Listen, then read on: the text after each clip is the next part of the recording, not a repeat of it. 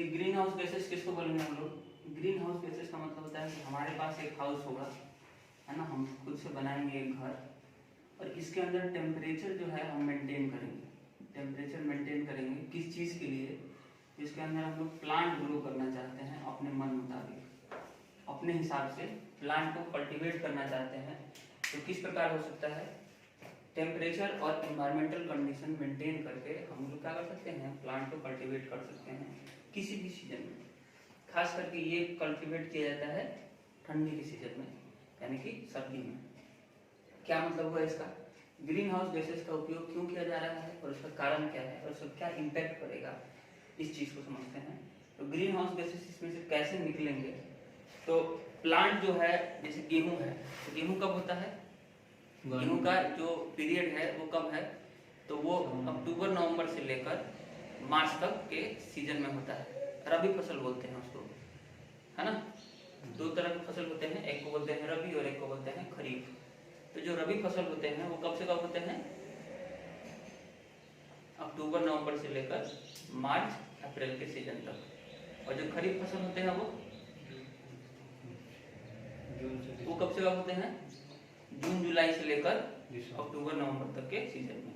यानी कि वो गर्मी वाला जो सीजन आता है उसमें बीच में कुछ टाइम के लिए खेत जो है छोड़ दिया जाता है खाली, जो बहुत ज्यादा तेज गर्मी पड़ रहा होता है। हम लोग उस उत्तर भारत की बात कर रहे हैं। तो सब सीजन जो है इसी तरह से कल्टीवेशन होता है। हमारे यहाँ की जो बातें हैं वो चल रही है। मान लीजिए कि ठंडी के दिन में जो फसल उग रहा है उसको हमको गर्मी के दिन में चाहिए, चाहे गर्मी के दिन में जो फसल उग रहा है हमको ठंडी के दिन में चाहिए, तो हमको क्या करना पड़ेगा? इन्वायरमेंटल कंडीशन मेंटेन करना पड़ेगा। क्योंकि गेहूं अगर आप उगाने जाइएगा गर्मी के दिन में तो जनरली नहीं होगा। तो कारण क्या होता है? कंडीशन उसको फेवर नहीं करता है, कंडीशन के कारण वो नहीं उगता है। धान उगाने जाइएगा गर्मी के दिन में नहीं उगेगा, बरसात के दिन में होगा।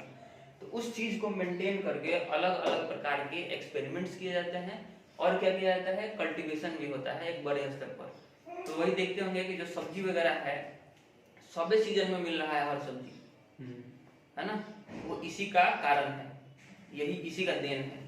अब इस चक्कर में हम क्या करते हैं? जब टेम्परेचर मेंटेन करते हैं तो टेम्परेचर मेंटेन करने के लिए हमको वहाँ पे क्या चाहिए? मशीन लगाना पड़ेगा।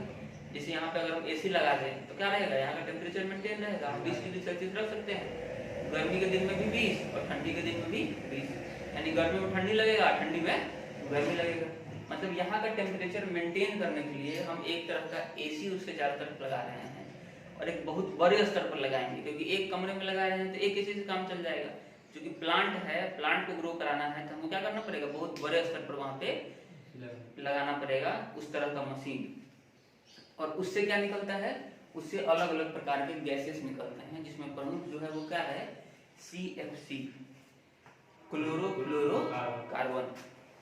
क्या है? CFC, chlorofluorocarbon. इसके अलावा कार्बन डाइऑक्साइड जो है वो भी ग्रीन हाउस गैसेस में निकलता है। बताए थे N2O, ये बताए थे नाइट्रोजन का जो ऑक्साइड है वो भी क्या है? ग्रीन हाउस गैसेस में। तो जनरली लोगों को ऐसा लगता है कि CO2 जो है वही सिर्फ क्या है? कारण है ग्रीन हाउस गैसेस में आता है और वही कारण है किसका? ग्लोबल वार्मिंग का। लेकिन ऐसा गलत है। तो ग्रीन हाउस गैसेस समझ में आ गया है किसको कह रहे हैं। अब ये किस प्रकार पूछा जाए कि ग्रीन हाउस गैसेस से आप क्या समझते हैं? What do you mean by green houses gases को आपको डिफाइन करना होगा।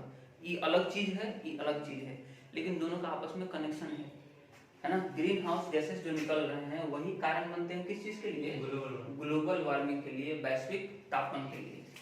मान लीजिए कि हमारा ये एक ग्लोब है, पृथ्वी है, और पृथ्वी की चारों तरफ क्या है? एक पर्टिकुलर इन्वायरमेंटल कंडीशन है, एटमॉस्फेयर है, एयर है। और एयर जो है जब पृथ्वी पर रहेगा तो ऊपर से नीचे की तरफ क्या होगा? डेंसिटी बढ़ता जाएगा, क्योंकि जो नीचे होगा वो सबसे ज्यादा डेंसिटी वाला गैस होगा, सबसे भारी गैस होगा। क्योंकि पृथ्वी क्या करेगा? उसको भार के हिसाब से नीचे की तरफ खींचेगा। तो जैसे जैसे ऊपर जाएगा वैसे वैसे प्रेशर क्या होता जाता है? एयर का कम होता जाता है। तो ग्लोबल वार्मिंग जो है, इस चीज को देखिए, समझिए क्या होता है ग्लोबल वार्मिंग। जैसे जैसे इन सब गैसों का CO2 हो गया, N2O हो गया, CFC हो गया, इन सब गैसों का जो है इसमें कॉन्सेंट्रेशन बढ़ेगा, वैसे वैसे जो बाहर से लाइट आ रहा है इस क्षेत्र में, इस क्षेत्र में जो लाइट आ रहा है वो लाइट क्या है? अपने साथ हीट लेके आ रहा है। और जो हीट है जब इसके साथ हीट लेके आ रहा है तो कुछ हीट तो इसके अंदर आकर यहाँ पे क्या हो जाता है, एब्जॉर्ब हो जाता है, अवशोषित हो जाता है। कुछ हीट जो है लाइट के साथ जब रिफ्लेक्शन होता है तो वापस चला जाता है। लेकिन ध्यान देने वाली बात है कि जैसे जैसे यहाँ डेंसिटी बढ़ेगा, मोर अमाउंट ऑफ हीट जो है क्या हो जाएगा, एब्जॉर्ब हो जाएगा उसके अंदर। तो देखिएगा आज से 10 साल पहले जो टेम्परेचर का कंडीशन था आज नहीं है, आज थोड़ा सा बढ़ गया है। पहले गर्मी में 40, 42, 45 तक जाता था टेम्परेचर गर्मी के दिनों में, आज 50, 55 टच करता है ना। मतलब जो ओवरऑल वार्मिंग है अर्थ का, जो गर्मी है वो क्या हो गया है, बढ़ गया है। अभी देखिए नवंबर शुरू हो गया है और अभी तक आपको गर्मी लग रहा है, लेकिन आज से 10 साल पहले ऐसा नहीं था। आज से 10 साल पहले अक्टूबर खत्म होते होते ठंडी लगने लगता था। अभी देखिएगा नवंबर आधा भी बीत जाएगा, लास्ट तक आपको गर्मी थोड़ा थोड़ा लगेगा, बहुत हल्का हल्का गर्मी लग रहा है, ठंडी लग रहा है। तो ये किसके कारण हो रहा है, ये ग्लोबल वार्मिंग के कारण हो रहा है। अब इसके इम्पैक्ट क्या हो सकते हैं ग्लोबल वार्मिंग के, तो ग्लोबल वार्मिंग के कारण हमारे अर्थ पर जो ग्लेशियर्स हैं वो क्या है, बर्फ जमे हुए हैं पानी के रूप में। तो जैसे जैसे तापमान बढ़ेगा वो जो क्या होने लगेंगे, पिघलने लगेंगे, और पिघलेंगे तो धीरे धीरे क्या होगा, पानी की मात्रा जो है बढ़ने लगेगी, समुद्र का लेवल बढ़ने लगेगा, और जितना शहर समुद्र के किनारे है वो हो सकता है कि डूब जाए। पानी का लेवल बढ़ेगा तो होगा क्या, वो डूबने लगेगा। तो इसी चिंता में जो है इस चीज को कंपेयर करके और ये कहा गया, ये एक पेरिस समझौता हुआ था, पेरिस समझौता फ्रांस में हुआ था इसी चीज को लेकर कि किस तरह से इसको हम लोग कंट्रोल किया जाए। अभी एक साल पहले 2020 में जो अमेरिका है वो पेरिस समझौते से अपने आप को बाहर कर लिया था। वहाँ के जो राष्ट्रपति थे वो क्या बोले कि ऐसा कोई ग्लोबल वार्मिंग नहीं होता है, फालतू में आप लोग हमसे खाली पैसा लेते हैं, सब बेकार की चीज़ है, पॉल्यूशन कुछ नहीं होता है कि हम पैसा नहीं देंगे। क्योंकि अमेरिका जो है बहुत पावरफुल कंट्री है, वो पैसा भी बहुत सारा है उसके पास। तो जैसे ही वहाँ से बाहर हुआ उसका इम्पैक्ट दिखाई दिया। तो जो पैसा लगता है इसको कंट्रोल करने के लिए वो उसके सदस्य देश देते हैं। आपको ये पता करके आना है कि पेरिस समझौता कब हुआ था और आज के डेट में उसके कितने सदस्य देश हैं और पेरिस समझौते में हुआ क्या था। हम बता दे रहे हैं कि ग्लोबल वार्मिंग यानी कि जो हमारा पर्यावरण है उससे संबंधित ही एक समझौता हुआ था, और कितने देशों के बीच में हुआ था ये सब पता करके आपको लाना है। 190 देश पड़े, हाँ 190 देश उसमें। अब ये आपको पता करना है, अब एक पता है आपको, इसमें कहीं पे लिखा था 190 देश। चलिए जो भी लिखा है आप यहाँ से कोई भी सोर्स से आप पता करके लाइए, है ना। और ये आपको पता करके लाके बताना है हमको। हम उम्मीद करते हैं कि आपको ग्लोबल वार्मिंग समझ में आया होगा, ग्लोबल वार्मिंग क्या है और ये हमारा जो है ग्रीन हाउस गैसेस क्या है। इसके अलावा एक और चीज आता है इसमें, वो है ओजोन डिप्लीशन, है ना। ओजोन डिप्लीशन किससे संबंधित है, जो पृथ्वी के चारों तरफ है 20 किलोमीटर ऊपर, टोटल लगभग 20 किलोमीटर ऊपर एक परत है जो है ओजोन का, O3 का परत है। O3 को बोलते हैं ओजोन, है ना। तो ओजोन का एक परत है, यानी कि जो एटमॉस्फेयर है जब शुरू होता है ठीक उससे पहले एक परत बना हुआ है ओजोन का। ये क्या करता है, लाइट जो है अपने साथ EM वेव लेके आता है, इलेक्ट्रोमैग्नेटिक वेव। इसमें बहुत सारी चीजें होती हैं, रेडियो वेव होता है, आपको फिजिक्स में बताए हैं हम, अल्ट्रावायलेट रेज होते हैं, इंफ्रारेड होते हैं, विजुअल रेज भी होता है जिसके कारण आप देख पा रहे हैं, रेडियो वेव्स बता दिए, एक्स रेज होता है, सब लेके आता है, गामा रेज होता है। तो जो सबसे खतरनाक है और जो पहुंच सकता है यहाँ हमारे अर्थ पे वो होता है अल्ट्रावायलेट रे, यूवी रेज। यूवी रेज भी 2 सेक्शन में होता है, यूवी रेज भी 2 सेक्शन में होता है, एक कम इंटेंसिटी वाला होता है, एक हाई इंटेंसिटी वाला होता है। तो कम वाला तो पहुंचता भी है हमारे अर्थ तक और फोटोसिंथेसिस में वो हेल्प भी करता है, तो कम वाला जरूरी है। देखिए अर्थ का जो निर्माण हुआ है किस खूबसूरत तरीके से हुआ है कि यहाँ पे जीवन बना है, कि जो चीज चाहिए वो पहुंच रहा है, जो चीज नहीं चाहिए उसको रोक लिया जा रहा है बाहर। अगर हाई इंटेंसिटी वाला अल्ट्रावायलेट रेज अगर यहाँ पहुंचने लगे, है ना, तो उससे क्या होगा, उससे कैंसर हो सकता है, खास करके जीव में, जो पशु हैं उनमें, और प्लांट्स में भी अलग अलग प्रकार की बीमारियां होने लगेंगी, मरने लगेंगे वो।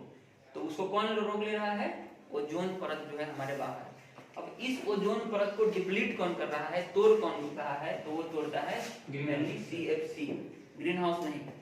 ग्रीन हाउस गैसेस बहुत सारे हैं, उसमें से जो मेन है वो है CFC, क्लोरोफ्लोरोकार्बन। और ये कहाँ से निकलता है, तो ये ज्यादातर AC से निकलता है।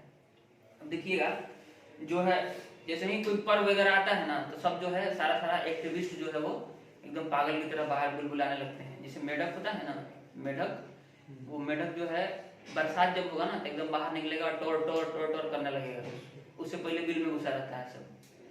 तो ये जितना भी सेलिब्रिटी है ब्लू टिक वाला सब, इंस्टाग्राम बहुत चलाते हैं ना आप लोग, जो ब्लू टिक वाले लोग हैं, जो बड़े बड़े लोग हैं, अभी एक नाम आता है उसमें विराट कोहली जी अभी आए थे कुछ दिन पहले और बता रहे थे कि जो दीपावली जो है, आप जो है बम नहीं फोड़िए दीपावली में बम फोड़ना जो है सही नहीं है, हमारे पर्यावरण के लिए जो है बहुत गलत है। इस बात को हम सपोर्ट करते हैं, सही बोल रहे हैं, नहीं फोड़ना चाहिए।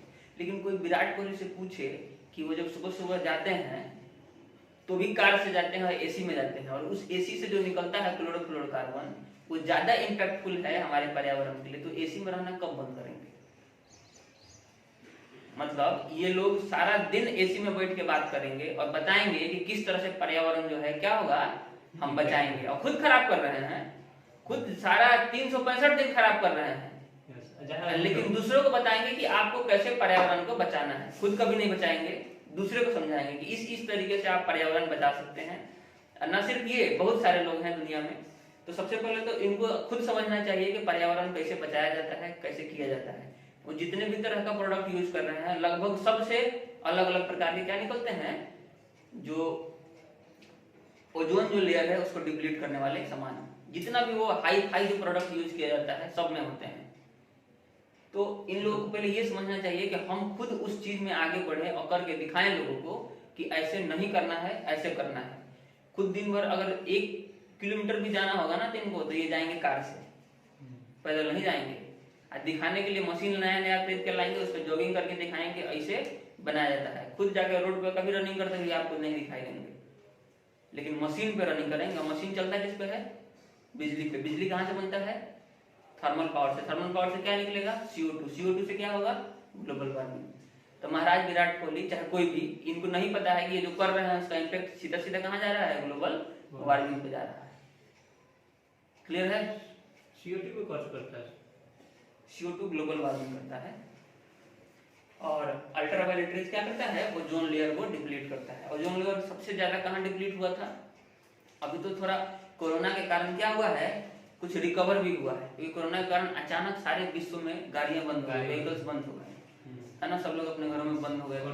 तो उसके वजह से क्या हुआ था, थोड़ा बहुत कंट्रोलिंग हुआ था, थोड़ा बहुत जो डिप्लीशन है उसको देखा गया कि उसमें थोड़ा सा बहुत कमी आया है।